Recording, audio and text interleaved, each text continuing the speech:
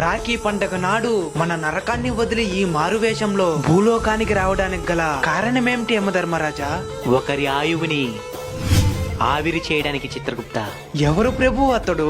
ఆ ద్విచక్ర వాహనం మీద వస్తున్నాడు చూడు. తలకి కవచాన్ని ధరించున్నాడు కదా ప్రభు.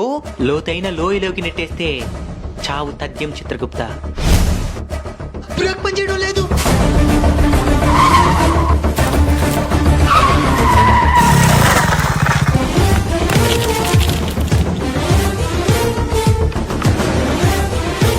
ప్రభు బ్రతికిపోయాడు ప్రభు.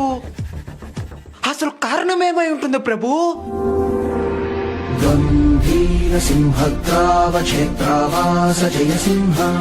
తన సోదరి కట్టిన రాఖీయే తనకి రక్షణగా మారింది చిత్రగుప్త. ఆ రాఖీకి అన్ని మహిమలు ఉన్నాయా ప్రభు? మహిమలున్నది రాఖీకి కాదు, తన సోదరి సంకల్పానికి. రాఖీ కట్టడాన్ని వ్యంగ్యంగా చూసే ఈ కలియుగంలో తన సోదరి నిండు మనసుతో తన సోదరుడు నిండు నూరేళ్లు బాగుండాలని మనస్ఫూర్తిగా భగవంతుని నమ్మి కట్టిందా రాఖీ. ఈ రోజు తన సోదరి ఆశీస్సులే తనకి ఆయుష్నిచ్చాయి చిత్రగుప్త.